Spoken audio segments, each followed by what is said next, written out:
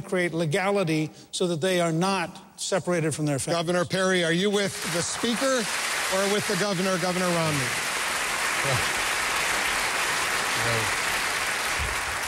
Here we go again, Mitt. You and I standing by each other again, and you used the words about the magnets, and that's one of the things that we obviously have to do is to stop those magnets for individuals to come in here. But the real issue is securing that border. And this conversation is not ever going to end until we get the border secure. But I do think that there is a way that after we secure that border, that you can have a process in place where individuals who are law-abiding citizens, who have done only one thing, as Newt says, 25 years ago or whatever that period of time was, that you can put something in place that basically continues to keep those families together. But the idea that we're having this long and lengthy conversation here until we have a secure border is just an intellectual exercise. You got to secure the border first. And I know how to do that. I've been dealing with it for 10 years. And we have to put the boots on the ground and the aviation assets in place and secure that border once and for all and be committed to it. Let me let Governor Romney respond. Yeah, I don't disagree with what Governor Perry indicated. Certainly we have to secure the border. And we talk about people who've been here 25 years. That is the extreme exception. You would let them stay? Not the rule. You would let them stay? I'm not going to start drawing lines here about who gets to stay and who gets to go. The principle is that we're not going to have an amnesty system that says that people who come here illegally get to stay for the rest of their life in this country legally. The answer is we're going to have a system that gives people who come legally a card that identifies them as coming here legally. Employers are going to be expected to inspect that card, see if they're here legally. On that basis, we're going to be able to bring into this country the number of people that we need to power our industries, whether that's agriculture or high tech. We welcome people in here with visa programs. We have a whole series of legal programs. But the idea of focusing a Republican debate on amnesty and who we're going to give it to is a huge mistake. Secure our border, protect legal immigration, and return to a system that follows the law. All right, let's take another quick break because we have a lot more to discuss. I want to bring everybody into this conversation. We're also going to broaden the conversation and go to the Middle East and see what's going on in the so-called Arab Spring. Don't forget, Twitter, you can weigh in on what's going on. Hashtag CNN debate also. Go to Facebook, CNNPolitics.com. Much more from historic Constitution Hall here in the nation's capital right after this.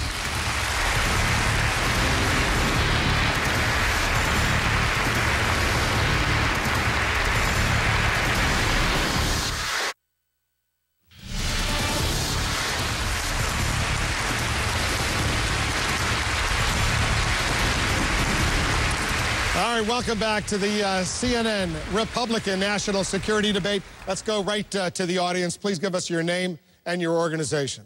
I'm David Addington. I'm a vice president with the Heritage Foundation. Serious violence has erupted in Syria between the repressive al-Assad regime and some elements of the people of Syria.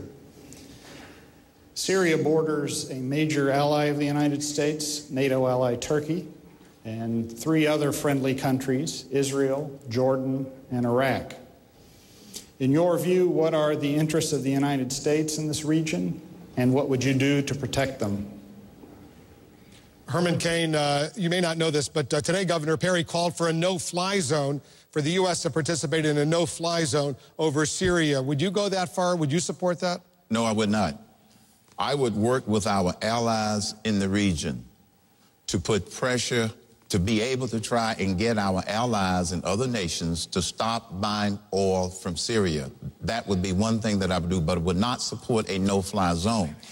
The most effective tools that we have in any of these situations are a strong military, which it is getting weaker, unfortunately, and our own economic strength.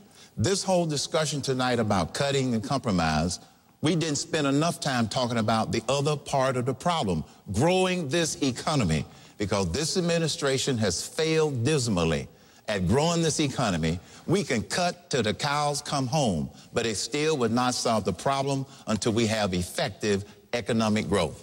Governor Perry, why would you support a no-fly zone over Syria? Obviously, that's one of a multitude of sanctions and actions that I think work very well from the standpoint of being able to pressure that regime, overt, covert, economic sanctions. I mean, I think there are a number of ways, but when you put the no-fly zone above Syria, it obviously gives those dissidents and gives the military the opportunity to maybe disband, that want to get out of the situation that they're in Syria as well. So I think if we're serious about Iran, and that's what we're really talking about here, we're talking about Syria is a partner with Iran in exporting terrorism all across that part of the world and around the globe.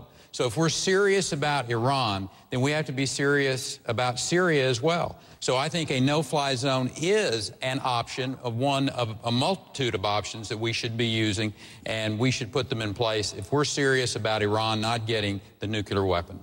Governor Huntsman, let me bring you into this conversation. We just got a question from Twitter. I'll read it to you. So many people view the Arab Spring as a good thing.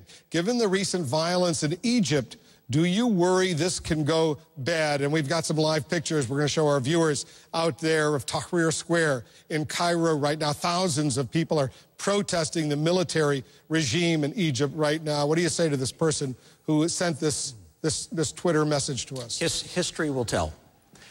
We missed the Persian Spring. The president failed on that front. We go into Libya, where, to my mind, we don't have any definable American interest. We've got Syria now on the horizon, where we do have American interest. It's called Israel. We're a friend and ally. They're a friend and ally. We need to remind the world what it means to be a friend and ally of the United States. And we have nuclearization in Iran. Centrifuge is spinning. At some point, they're going to have enough in the way of fissile material out of which to make a weapon. That's a certainty. We had a discussion earlier tonight about sanctions. Everybody commented on sanctions. Sanctions aren't going to work. I hate to break it to you. They're not going to work because the Chinese aren't going to play ball. And the Russians aren't going to play ball. And I believe Iran has already, the mullahs have already decided they want to go nuclear. Why? They've looked at North Korea. They've got a weapon. Nobody touches them. They look at Libya. Libya gave up their weapon in exchange for friendship with the world. Look where they are. So I say, let's let history be our guide. We saw the end of the Ottoman Empire, 1919. We saw the region transform and make itself into something different. We saw changes in 1947.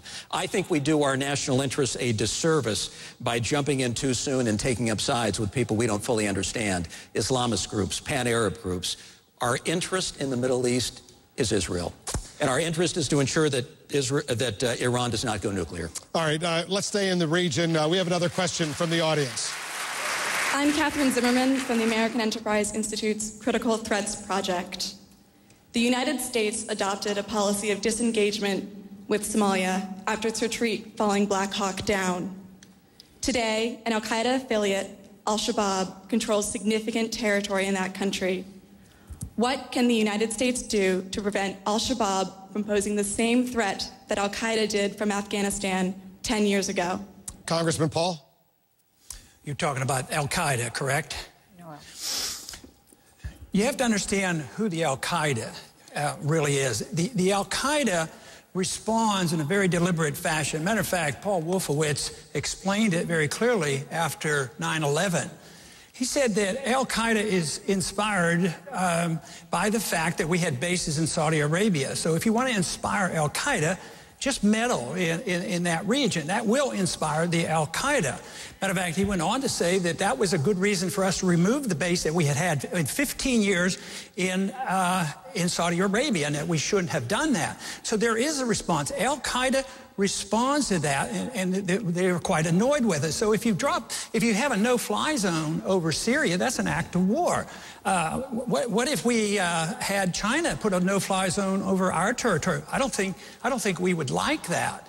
And I think we should practice a policy of goodwill to other people. What about saying that we don't do anything to any other country that we don't have them do to us?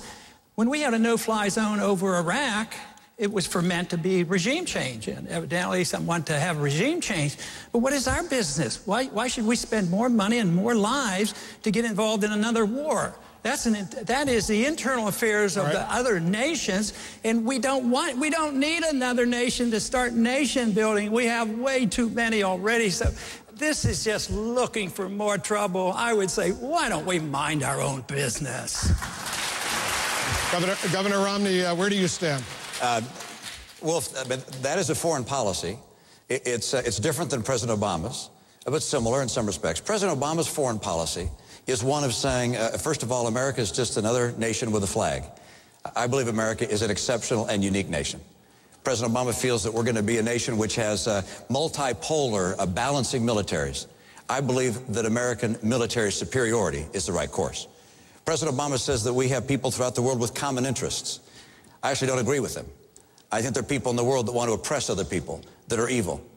President Obama seems to think that we're going to have a global century, an Asian century. I believe we have to have an American century, where America leads the free world and the free world leads the entire world. President Obama apologizes for America. It is time for us to be strong as a nation. And if we are strong with a military and an economy that are so strong, no one in the world will try and attempt to threaten us or to attack our friends. Just to be precise, are you with Governor Perry on declaring a no-fly zone over Syria? No, this is not the time for a no-fly zone over Syria. This is the time for us to use not only sanctions but covert actions within Syria to get regime change there. There are people in the military that are shifting over, that are becoming part of the rebel effort. We should support those efforts. We need to meet with the Alawites to make sure they understand that they have a future after Assad, that they don't have to link with him. He's getting pressured now from both Turkey as well as Saudi Arabia. They're coming and putting pressure on him. The Arab League is putting pressure on him. That's the right way to go. And by the way, they have 5,000 tanks in Syria. A no-fly zone wouldn't be the right military action. Maybe a no-drive zone. I mean, this is a nation which is not bombing its people at this point. And the right course is not military. We're ready to wrap it up, but let me let Governor Perry react. Yeah, as I said the no-fly zone is one of the options that we have, but I think you need to leave it on the table to make sure, because this is not just about Syria. This is about Iran and those two as a partnership in exporting terrorism around the world. And if we're going to be serious about saving Israel, we better get serious about Syria and Iran, and we better get serious right now. All right, let's take another question from the audience. This is the last question. Go ahead. My name is Mark Thiessen. I'm a visiting fellow with the American Enterprise Institute, and my question has to do with the unexpected. During the 2000 presidential debates, Governor George W. Bush was never asked about the threat from al-Qaeda, yet the battle with al-Qaeda dominated his presidency. What national security issue do you worry about that nobody is asking about either here or in any of the debates so far? All right, let's go down the line and start with Senator Santorum. Give us a quick answer. What do you think? Well, I've spent a lot of time and concern, and Rick mentioned this earlier, about what's going on in Central and South America. I'm very concerned about the militant socialists and the radical Islamists joining together, bonding together. I'm concerned about the spread of socialism and that this administration, with time after time, whether it was the delay in moving forward on Colombia's free trade agreement, whether it was turning our back to the Hondurans and standing up for democracy and the rule of law, and we took the side with Hugo Chavez and Fidel Castro for a corrupt president. We've sent all the wrong signals to Central and South America. You know, maybe the first trip I would take to Israel, but my second trip and third and fourth would be into Central and South America. We need to build a solid hemisphere, and those people and the people south of our border need to know that we are going to be in solidarity with them and build strong alliances. Thank you, Senator. I want to do this quickly if we can, because we don't have a lot of time.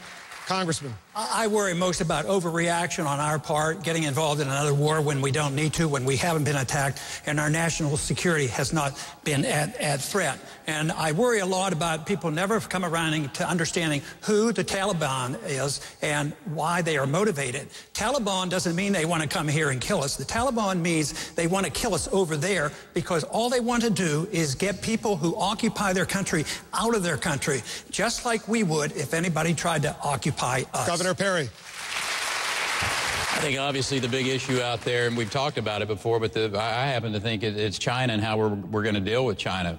And communist China, when I think back about Ronald Reagan, and he said that the Soviet Union was destined for the ash heap of history, and he was correct. And I happen to think that communist China is destined for the ash heap of history. because they are not a country of virtues. When you have 35,000 forced abortions a day in that country, when you have the cybersecurity that the PLA has been involved